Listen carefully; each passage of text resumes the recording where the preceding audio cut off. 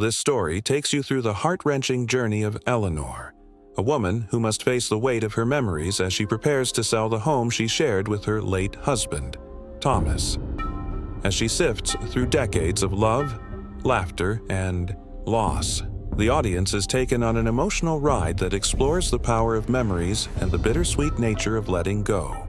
It's a story about love, life, and the profound impact of shared moments, making it a deeply relatable and touching experience for anyone who's ever had to say goodbye to a piece of their past. If you've ever experienced loss, nostalgia, or the difficulty of moving on from something you've built with someone you love, this story will resonate with you. It's a beautiful reminder of the importance of cherishing the small moments and finding closure. With rich imagery, emotional depth, and a story full of warmth and heartache, this is a story that will stay with your viewers long after they've watched. If this video speaks to you, don't just watch, be part of the change. Hit that like button to spread this message, subscribe for more life-changing content, and let's make a difference together. The old gravel crunched under Eleanor's worn boots, the sound echoing in the unnerving silence of the long, empty driveway. 60 years. 60 years, she and Thomas had poured sweat, dreams, and laughter into this place, brick by brick, memory by memory. Now, she was here to sell it, to dismantle their shared life, box it up, and scatter it to the winds like dandelion seeds. The house stood sentinel against the late afternoon sun, its faded paint whispering tales of countless summers and cozy winters. Eleanor fumbled with the key, the metal cold and unfamiliar in her trembling hand. It turned with a sigh, and the front door creaked open, releasing a musty breath that smelled of dust and forgotten promises. Stepping inside was like stepping back in time.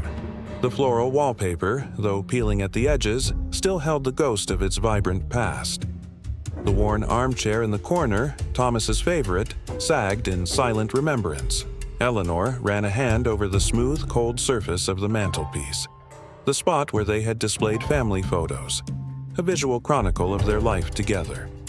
She started with the living room, sorting through old photo albums. There was Thomas, young and handsome, his eyes crinkled in a perpetual smile. There was their wedding day, the radiant bride clinging to her groom, their future stretching out before them like a sun-drenched meadow. And there were the children, their faces evolving from chubby-cheeked infants to awkward teenagers, captured in moments of pure, unadulterated joy.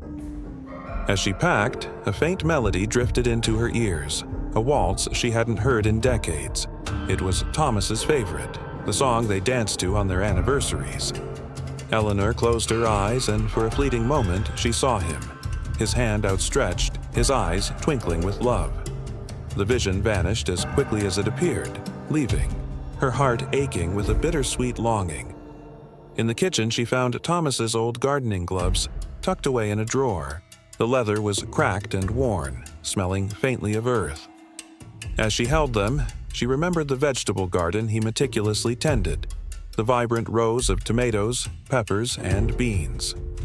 She saw him again, his brow furrowed in concentration, as he coaxed life from the soil, the warm sun glinting off his silver hair.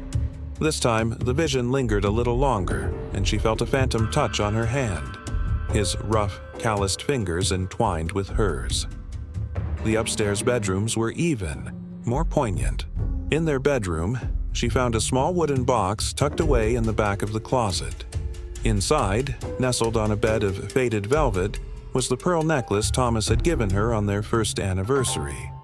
As she held it, the pearls warm against her skin. She saw herself, younger and more vibrant, laughing as Thomas fastened the clasp around her neck. He whispered something in her ear, his warm breath tickling her skin, and she blushed, her heart overflowing with love. Then came the nursery. Empty now, but filled with the echoes of laughter and tears. As she stood in the doorway, she saw their daughter, Lily, a bright-eyed toddler stumbling through the room, her arms outstretched, calling for Mama. Eleanor felt a sharp pang of grief, a pain that had never truly healed. Lily had been taken too soon, a cruel twist of fate that had shattered their world.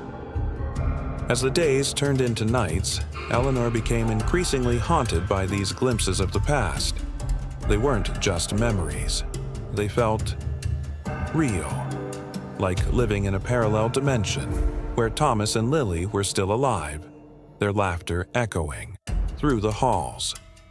One evening, as she sat on the porch watching the sunset paint the sky in hues of orange and purple, she saw Thomas.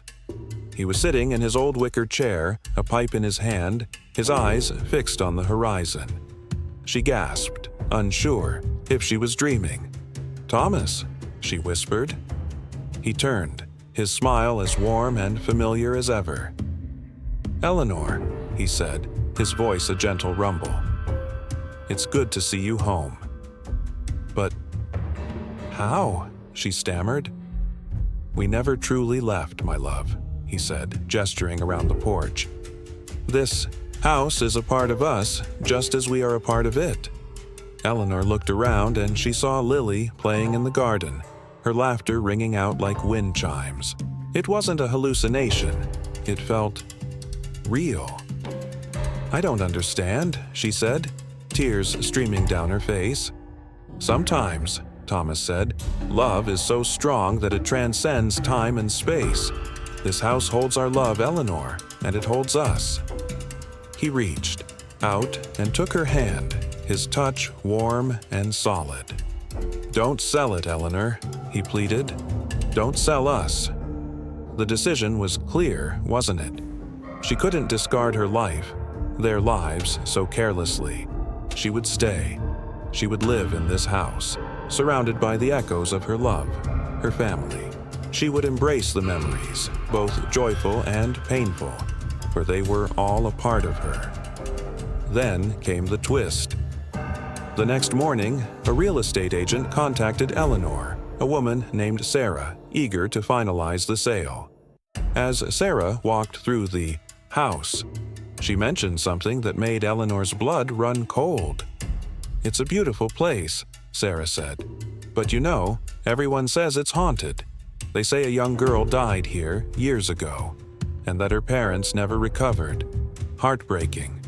Eleanor felt a chill run down her spine. Haunted? That wasn't how she saw it. But then she remembered the whispers in town, the hushed tones when people spoke of her family after Lily's death.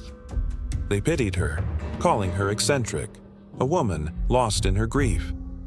Had she truly seen Thomas and Lily? Or were they merely figments of her imagination, projections of her longing and her sorrow? Had her grief finally driven her to the edge of sanity? Suddenly, she noticed Sarah staring at her. "Are you okay, Eleanor? You seem distressed." Eleanor realized she'd been silent for some time. "Yes, I'm fine," she said, trying to sound composed. "Just thinking." That night, she decided to explore something she'd always pushed aside. She opened an old trunk in the attic, filled with Lily's belongings. And at the bottom, something caught her eye. It was a sealed envelope addressed to her and Thomas, dated the day of Lily's accident. With trembling hands, Eleanor opened the letter. It was from Lily's doctor, revealing a truth she could never have imagined. Lily wasn't just sick, she had been misdiagnosed. A different treatment could have saved her. The guilt and grief she already carried deepened into a crushing weight of what could have been. More than just grief, it was knowledge of her complacency, her blind trust in the system that killed her child. She had not fought hard enough. The next morning, Eleanor called Sarah. "I've changed my mind," she said. "I'm selling the house." The decision this time was different. It wasn't about forgetting Thomas or Lily. It was about finding a new way to honor their memory. Staying in the house would mean perpetually existing in a state of denial, a constant reminder of the grief and her own failure. She needed to let go, to move on, not for herself, but for Lily. She knew the house would always hold a special place in her heart. But it was time for her to find a new home, a place where she could live in the present, carrying the love and memories of her family with her, but without being trapped by the ghosts of the past. She would invest the money from the sale into a children's hospital, ensuring that no other parent would suffer the same fate as her, that no more diagnosis will be unchecked. As she packed her final belongings, she smiled. A genuine smile. This time. She saw Thomas and Lily one last time, bathed in a golden light, their faces filled with peace. They didn't urge her to stay. Instead, they nodded, as if understanding her decision. "It's okay, Mama," Lily whispered, reaching out to her with a sweet smile. "We'll always be with you, wherever you go." Eleanor closed the door behind her one last time, the gravel crunching once more under her boots. But this time, the sound didn't echo with sadness.